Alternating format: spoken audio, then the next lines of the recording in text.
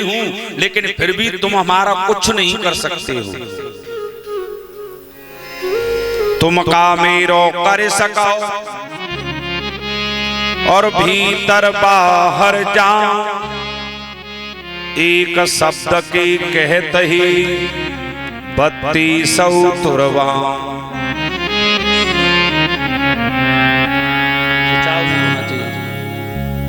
बोले एक शब्द के कहते ही 3200 तुरवा। बोले अगर एक शब्द हमने निकाल दिया तो मैं तो कह करके अंदर चली जाऊंगी और सामने वाले को अगर थपाड़ो तुम्हारे मोड़े पे बैठे हो तो 3200 बाढ़ डरे मिलोगे। तो महाराज इस जिज्ञा को जरूर जीतना चाहिए। जीतने का मतलब है कि हमें भोजन पर कंट्रोल करना चाहिए, अपने खान पान पर कंट्रोल करना चाहिए, क्योंकि जा जीव को चाटवे की बड़ी आदत है। अरे भैया जब तक जा जीव को चटपटोपन बंद नहीं होगा तब तक हमारा मन भजन में नहीं लगेगा। इसको बहुत आदत पड़ गई है। प्रहलाद भगवान के सामने खड़े थे।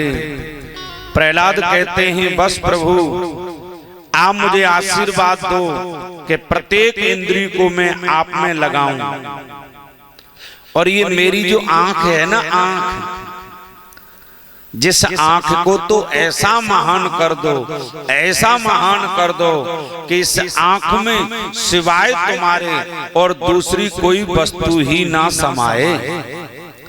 मैं जब दुनिया को देखूं तो एक ही भाव से देखूं, सिया राम मैं सब जग जानी,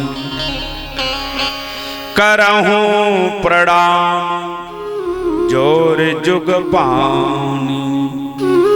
मैं सबको देखूं तो परमात्मा के रूप में देखूं, संसार को देखूं तो परमात्मा के रूप में देखूं। सिया राम है सब जग जानी और करहूं प्रणाम जोर जुग। बोले मेरे परमात्मा से कोई जगह खाली नहीं, सब में मेरा राम रमा हुआ है। राम के अंदर रम धातु है। भैयाओ और मैयाओ, जा में राम नहीं होगो बाको नाम नहीं होगो। अच्छा एक बात बताओ, जब जा में तो राम निकल जाते हो तभी तो कहते हैं कि राम नाम सत्य है? अब मेरी एक समझ में नहीं आई परीक्षित पप्पू भाई कि जब अर्थी लेके लोग निकलते हैं तो वे राम नाम सत्य बोलते हैं। अब ये बताओ वो राम नाम सत्य उस मुर्दे के लिए बोल रहे हैं या साथ में लोग चल रहे हैं उनके लिए बोल रहे हैं? अच्छा वो तो मरी गया तो वो क्या सुनेगा। लेकिन ये भी मैं आप लोगों को बता देना चाहता हूं कि ये राम नाम जो सत्य है ये कहां से चला। कबीर जो था ना, बेचारा ऐसे नक्षत्र में पैदा हुआ कि पैदा होते ही उसकी मां मर गई, पिताजी मर गए, गांव में अकाल पड़ गया। गांव के लोग उससे उल्टा सीधा कहने लगे, अच्छा जिसने उसका पालन पोषण किया वे मर गए। तो लोग सब अच्छा तुलसी को वो कबीरा को केवल वही रट लगी, राम जी की रट लगी। तो मेरे प्रबुद्ध श्रोता हो, वो जंगल से बाहर जाकर के रहने लगा। लेकिन किसी की शादी होकर के आई, कुछ समय के बाद उसका पति खत्म हो गया। तो लोग उसकी अर्थी को लेकर के जा रहे हैं। यहां से आपको दो चीजें मिलेंगी। एक आपने देखा होगा जब अर्थी लेके चलते हैं ना तो कहीं कहीं 2 जगह रखते हैं, कहीं कहीं 3 जगह रखते हैं बीच में। तुम्हारी तरफ रखते हैं ना रखते? हाँ रखते हैं ना। अच्छा ये तो भारी तो है ना कि एक बार में लेके वहां तक न पहुंचो, पर वो नियम बनाया। क्यों? अब लेकर के जब जा रहे हैं। अच्छा उस समय पर सती प्रथा थी। अगर पति खत्म हो गया तो पत्नी को संग सती किया जाता था। अब उसकी पत्नी रोती पीटती हुई श्रृंगार करके साथ साथ जा रही थी। उन्होंने निकल करके बाहर कबीरा ने देखा तो लोगों ने, गांव की नजर पड़ गई, लोग बोले ये फिर सामने निकल आया, अब पता नहीं क्या अनहोनी होगी। लेकिन उस लड़की ने सोचा मैं मर तो रही हूं, सती होने जा रही हूं, तो स्वामी जी को प्रणाम किया उसने। और जैसे ही प्रणाम किया तो स्वामी जी बोले तेरा सौभाग्य अखंड रहे। जो भी लोग अर्थी के संग चल के जा रहे बोले देख लो जाकी बुद्धि खराब फिर भी हो गई है, इसका पति मर गया और आशीर्वाद दे रहा है सौभाग्य अखंड रहे। क्यों रे भाई एक बात बताओ, इसका जब पति मर गया है तो अब इसका सौभाग्य अखंड कैसे रह सकता है? ध्यान देना। अब कभी चक्कर में पड़ गया और कहने लगा, बोले कि नहीं नहीं, बोले नहीं तू राम राम चिल्लाता रहता है, इसका पति ये मरा पड़ा है, तू सौभाग्यवती का आशीर्वाद दे रहा है, अगर इसे तू जिंदा कर देता है तेरा राम नाम तो हम समझ लेंगे।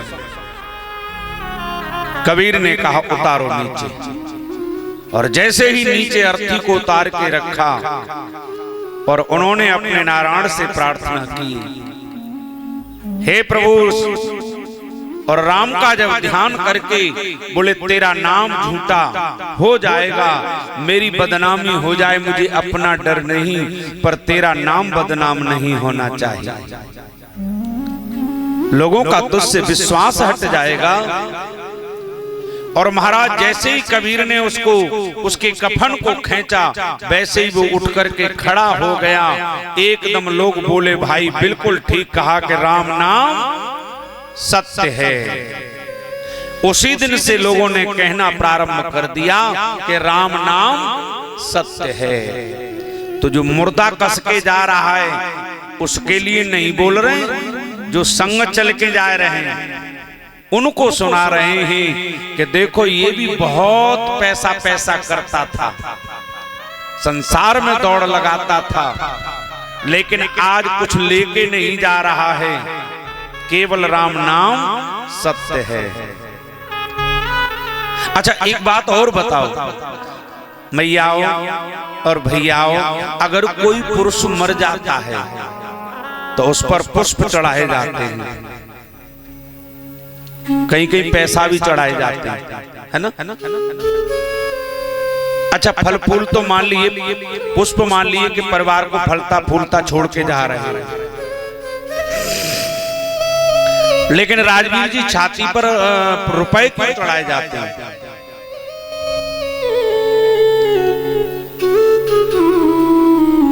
मानो ये दुनिया वाले ये कहते हैं छाती पर रुपया चढ़ा करके का ससुरारिया में सबसे ज्यादा ससुरारिया ज्यादा चढ़ाते हैं, है ना? और ससुरारिया जब पैसा छाती पे चढ़ा करके कहते हैं जीजा लगते हो, जीजा या फूफा लगते हो, तो फूफा बोले बहुत पैसा करता है, अब तुम्हारी छाती पे रुपया धरे चाहे बाप में दमे तो 1 रुपया उठाए। अब विचार करना, मुर्दा जब पड़ा हो उसकी छाती पर कितने भी रुपए रख दो लेकिन 1 रुपए नहीं उठा सकता है। तो मेरे प्रहलाद कहना चाहते हैं कि मेरी आंख में बस सिया राम बसने चाहिए, मैं दुनिया को देखूं तो अपने कृष्ण के रूप में देखूं, मैं राम के रूप में देखूं। और एक याद राखियो मैया गुरु मत मानियो, जलूजा 5 फुट के मनुष्य के अंदर भगवान को दर्शन न हो तो कबू ना हो। बहुतक माताओं को हमने देखा है पथवारी नभावे जा रही, स्नान किया और जल को लोटा लेके चली और पति बोला मुझे प्यास लग रही है, नहीं पानी दे जा, चुपचाप बैठे रहो, माते ले लियो, मैं पथवारी नभाया हूं। तुम्हारो पथवारी नभाए वो बेकार। अब जिंदा जो देवता बैठो वो तो प्यास बैठो। आपका कर्तव्य है कि आप पहले पति को जल पिला दें और उसके बाद अपना लोटा लेकर के देवी को स्नान करने को चली जाए।